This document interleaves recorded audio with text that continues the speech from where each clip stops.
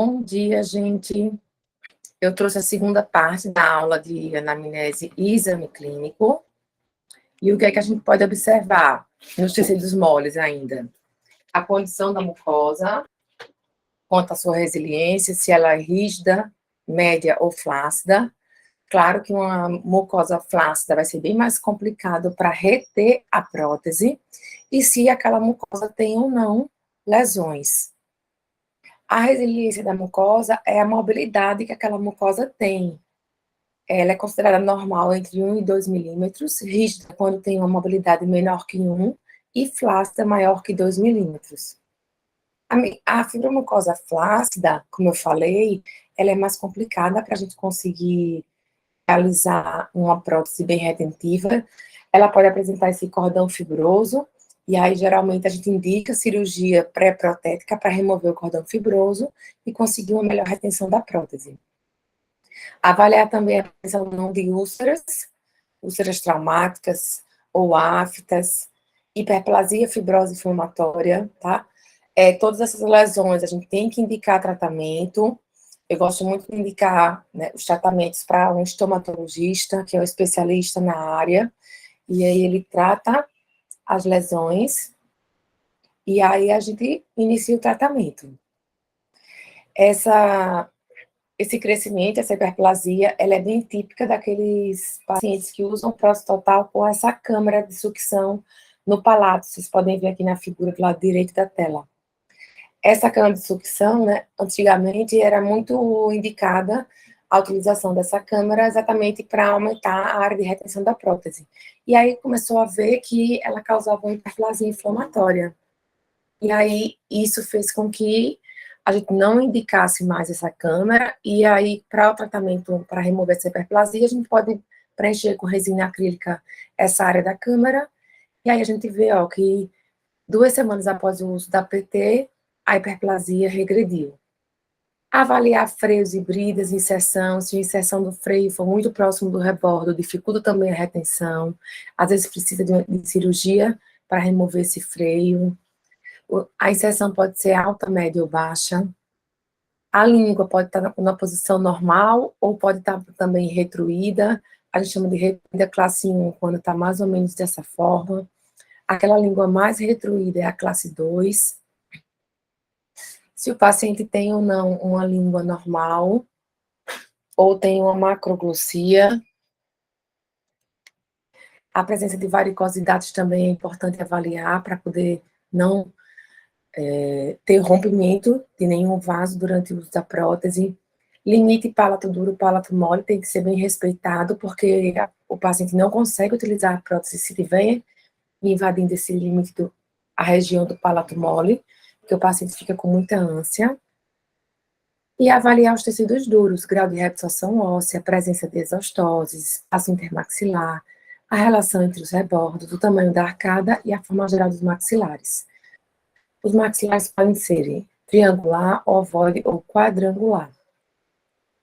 Com relação ao tamanho, claro que as maxilas mais largas têm melhor tensão, melhor prognóstico do que uma maxila menor, como pode ser visto nessas figuras.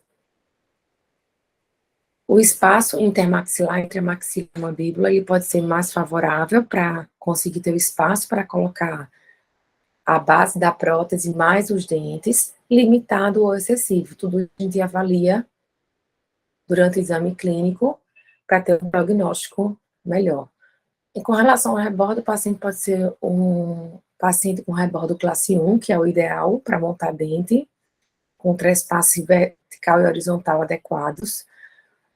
E aí a gente consegue restabelecer um trespasse horizontal adequado para aquele paciente conseguir realizar melhor o corte de alimentos, a mastigação. O paciente com retrusão mandibular é o paciente classe 2, já começa a dificultar um pouco a montagem de dente. A gente tem que ter cuidado na hora de montar os dentes anteriores por conta desse trespasse, tentando diminuir o máximo para não ficar com um trespasse horizontal muito grande. A maior dificuldade são os pacientes classe 3, porque a gente tem mais dificuldade de montar, né, com o trespasse numa condição ideal, e muitas vezes a discrepância é muito grande, a gente às vezes tem que utilizar a montagem numa relação topo a topo. Evitar ao máximo colocar dente inferior transpassando o superior, porque o paciente tem dificuldade para cortar alimento, mastigar. Avaliar também a presença de exostoses. Na região de tuber também. Reabsorção óssea dos rebordos. Então, a gente, pós-extração, sempre existe uma remodelação óssea, tá? Uma formação óssea, uma formação inicial de osso no interior do alvéolo, onde foi extraído o dente, e aí existe, claro, após algum tempo, a redução do tamanho do rebordo. A maxila, ela tem uma perda óssea em torno de 2 a 4 milímetros de osso no primeiro ano e 0,1 milímetro a cada ano subsequente. A mandíbula, 4 a 6 milímetros de osso no primeiro ano, perda óssea, e 0,4 milímetros a cada ano subsequente. Por conta dessa reabsorção, é que a gente também fala que a prótese total, ela não pode ser utilizada por anos e anos. Então, em média, 5 anos depois de uso, é bom trocar a prótese, porque ela vai ficar muito solta, sem retenção, na boca do paciente. Nos pacientes com reabsorção óssea na maxila, muito exagerada, pode ter exposição do forame incisivo, e com isso, uma perda óssea exagerada, e nessa perda, o paciente pode ter sensibilidade por conta da entrada do nervo incisivo nessa região. Existe a reabsorção óssea do paciente digentado total após os 30 anos, por conta do metabolismo, atrofia também por desuso da prótese. Os pacientes diabéticos e com osteoporose têm maior perda óssea, maior reabsorção óssea. Tudo isso a gente avalia para dar um prognóstico melhor. E a nossa saliva? A saliva, a gente tem quantidade de saliva e qualidade de saliva. A saliva tem uma influência na retenção da prótese. Os pacientes, geralmente, os indivíduos em geral, eles produzem de 800 a 1.500 mililitros por dia de saliva. O paciente que não produz saliva, ele tem uma doença chamada xerostomia, que pode ser por ingestão de medicamento, diabetes, idade avançada, síndrome de Sjögren, menopausa ou radioterapia também. Como é que a gente identifica se o paciente tem xerostomia ou não? A gente faz algumas perguntas para o paciente, se ele tem necessidade de manter a boca úmida, se ele sente muita sede, necessidade de beber água, dificuldade para deglutir, falar e mastigar, sede constante, queimação ou ardência também, em mucosa ou língua, lábios ressecados, tudo são indícios que o paciente tem xerostomia. E aí é preciso informar o paciente que a ausência da saliva dificulta o uso da PT. A saliva, ela pode ser serosa ou aquosa, que é a enzima pectialina, onde inicia a digestão de alguns alimentos à base de amido, espessa ou mucosa, que é exatamente aquela saliva que tem a função de lubrificar os tecidos intraorais. E a gente tem também a saliva, com relação ao tipo de saliva, se ela é fluida ou viscosa. A saliva do tipo fluida, ela apresenta um maior efeito de capilaridade junto com a base da prótese e a mucosa, e aí a gente, consequentemente, tem uma melhor retenção daquela prótese. Quando a saliva ela é mais viscosa, mais espessa, a gente tem uma maior instabilidade da base da prótese e, consequentemente, uma menor retenção. Então, o ideal é a saliva fluida e uma quantidade de saliva adequada. Para avaliar o tecido ósseo, a gente tem exames radiográficos. Eu gosto muito da radiografia panorâmica, a gente consegue ver raiz residual, se tem dentes inclusos, se tem alguma alteração óssea, tudo isso na radiografia panorâmica.